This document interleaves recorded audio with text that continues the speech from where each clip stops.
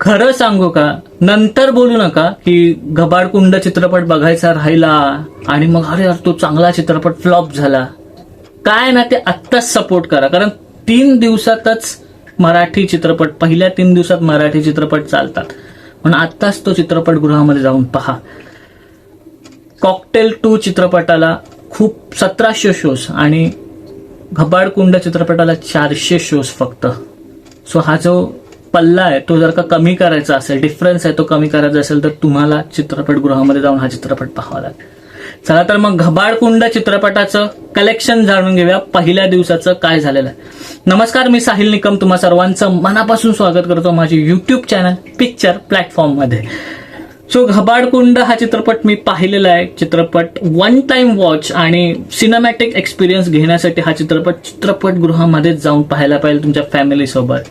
आणि आता त्या चित्रपटाचं पण कलेक्शन जाणून घेऊया. सो घबाडकुंड चित्रपटाला पहिल्या तर शोज किती मिळाले, तर कालच्या दिवसात एकूण 400 शोज ह्या चित्रपटाला मिळाले.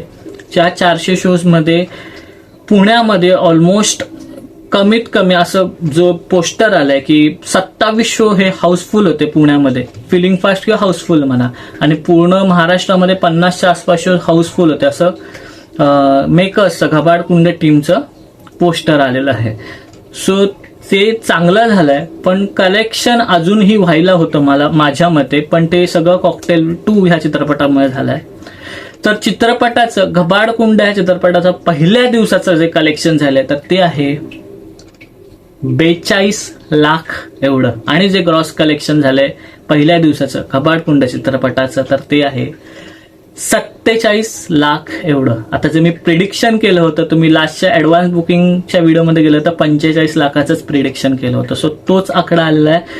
पण हा आकडा माझं म्हणणं होतं की 70-75 पर्यंत पोहोचायला होता. चला ठीक आहे, कारण वर्किंग डे होता शुक्रवारचा दिवस, सो त्यामुळे कदाचित कमी आला असेल, पण आपल्याला अजूनही ताकद लावायची, हा चित्रपट अजून पुढे गेला पाहिजे. कारण सांगतो, कॉकटेल 2 ह्या चित्रपटाला 1700 शोज आहेत फक्त महाराष्ट्रामध्ये. ओव्हरऑल इंडियामध्ये 7000-8000 शोज आहेत, ती गोष्ट वेगळी. मी फक्त महाराष्ट्राबद्दल बोलतोय. महाराष्ट्रामध्ये किती शोज आहेत? 1700. घबाडकुंडला 400. आणि हा जो डिफरन्स आहे, तिकीट बुकिंग किती झालेत माहितीये का? हा कॉकटेल 2 चित्रपटाचे 35,000 तिकीट्स विकल्या गेल्यात महाराष्ट्रामध्ये फक्त.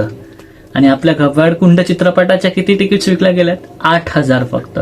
हा डिफरन्स आहे. फक्त महाराष्ट्रामध्ये हा कोणता पब्लिक आहे, ही कोणता क्राऊड आहे? मला तरी वाटतं हा जे आता जाऊ दे त्यांच्याबद्दल काय बोलणार, युपी बिहारचे जे लोक आहेत तीच लोक जात आहेत कदाचित कॉकटेल 2 चित्रपट बघायला. चित्रपट चांगला आहे नाही ते मला माहित नाहीये, पण का तुम्ही मराठी चित्रपटाला सपोर्ट नाही करत? मग 9,000-8,000च का आमची तिकीट्स बुक होत आहेत, हा प्रश्न कधी कधी पडतो. आणि जर का असंच राहिलं तर कॉकटेल 2 ला देऊळबंद 2चे पण शोज जातील आणि तुंबाडची मंजुळाचे पण आणि घबाडकुंडचे शोज पण जातील. सो खूप महत्वाचं की तिन्ही जे चित्रपट चालू आहेत सध्या, त्या तिन्ही चित्रपटांना पब्लिक गेला पाहिजे. जास्त पब्लिक हा घबाडकुंडला गेला तर कॉकटेल 2चे शोज कमी करू शकतात जे थिएटरवाले आहेत ते. पण जर का घबाडकुंड या चित्रपटात पहिल्या 3 दिवसात पब्लिक नाही गेला तर हा चित्रपट दबून जाईल. बुक माय शोला मी आता पाहिलं होतं तर 24 तासामध्ये 15,000 तिकीट्स बुक झाल्या होत्या. सो आजचा शनिवार आणि रविवार हा खूप महत्वाचा आहे घबाडकुंड चित्रपटासाठी. मी पाहत होतो की किती शोज आलेत, किती फास्ट फिलिंग, तर खूप कमी शोज हे फास्ट फिलिंग मध्ये. जी रियालिटी आहे ती मी सांगतो तुम्हाला. सो होपफुली तुम्ही सगळे ही जी व्हिडिओ ती पाहाल आणि तुम्ही घबाडकुंड हा चित्रपटाला नक्की जाल. ते होतं घबाडकुंड ह्या चित्रपटाचं कलेक्शन पहिल्या दिवसाचं. स्पेशली ही व्हिडिओ एकच सिंगल व्हिडिओ केली कारण तुम्हाला व्यवस्थित त्याचं कलेक्शन समजावं. सो पुढचं जे देऊळबंद 2 राजा शिवाजी चित्रपटाचं आणि तुंबाडची मंजुळा ह्या पुढच्या व्हिडिओमध्ये येईल. सो तेही बघा. इथेच थांबला, पुढच्या व्हिडिओमध्ये भेटू. तोपर्यंत आपलं युट्यूब चॅनल पिक्चर प्लॅटफॉर्म पाहत राहा आणि last but not the list स्वतःची काळजी घ्या.